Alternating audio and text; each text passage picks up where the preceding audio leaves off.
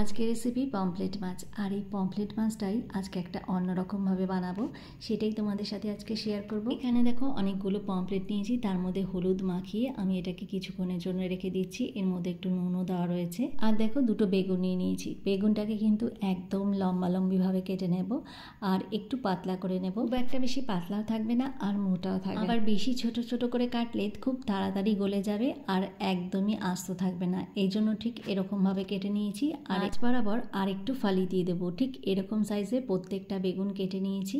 দেখো এবার কড়াইতে বেশ খানিকটা তেল দিতে হবে, কারণ অনেকগুলো মাছ আছে, তেলটা গরম হয়ে গেছে। এবার পমফ্লেট মাছগুলোকে ছেড়ে দেবো। দেখো পমফ্লেট মাছ ভাজার সময় কিন্তু একটা একটা করে ভাজতে হবে, একসাথে অনেকগুলো মাছ দিলে কিন্তু পমফ্লেট মাছ একদমই ভেঙে যাবে।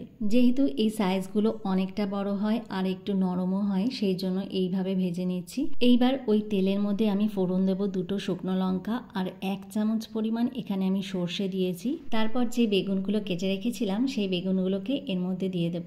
এরপর আমি এর মধ্যে হলুদ দেব আর পরিমাণ মতো নুন দিয়ে এটাকে একটু ভাজতে থাকবো। যখন ভাজাটা বেশ ভালো মতো হয়ে যাবে তারপরে আমি এর মধ্যে মশলা অ্যাড করব। এই জন্য আমি একটা মিক্সার জারের মধ্যে কিছুটা আদা, লঙ্কা আর সাদা জিরে, গোটা জিরে পেস্ট করে নিয়েছি। সেটা 3 চামচ পরিমাণ দিয়ে দিচ্ছি। যেহেতু মাছের পরিমাণ বেশ অনেকটাই আর গ্রেভিটাও অনেকটা হবে, সেই জন্য আমি 3 চামচ পরিমাণ দিয়েছি। এখন কিন্তু মশলাটাকে বেশ ভালো মতো কষিয়ে নিতে হবে যতক্ষণ না পর্যন্ত নিচ থেকে তেল বেরিয়ে আসছে।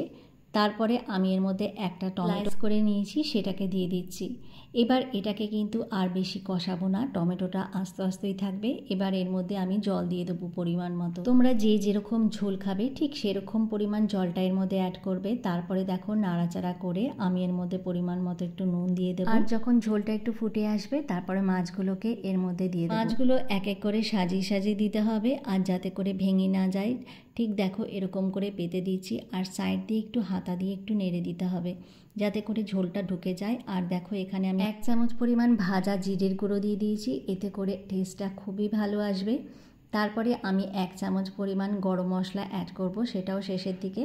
পমফ্লেট মাছ সবজি দিয়ে ঠিক এইভাবে যদি তোমরা রান্না করো, গরম গরম ভাত দিয়ে খেতে কিন্তু দারুণ লাগে। অনেক সময় মাখা মাখা ঝোল ভালো লাগে, কিন্তু অনেক সময় মনে হয় যদি একটু গ্রেভি হয় তাহলে খেতে আরও বেশি ভালো লাগে। আমি যেরকমভাবে দেখিয়ে দিয়েছি ঠিক সেরকমভাবে তোমরা রেসিপিটা বাড়িতে ট্রাই করে দেখতে পারো। সত্যি বলছি খুবই অসাধারণ লাগে। আর যদি গরম গরম ভাত হয় তাহলে তো আর কথাই নেই। রেসিপিটা যদি ভালো লেগে থাকে অবশ্যই লাইক, শেয়ার, কমেন্ট করতে ভুলবে না। আবারও নতুন নতুন রেসিপি নিয়ে তোমাদের সামনে হাজির হয়ে যাব। আজকের মতো এখানেই বিদায় জানাচ্ছি। সবাই ভালো থাকবে। Tata, bye bye and take care.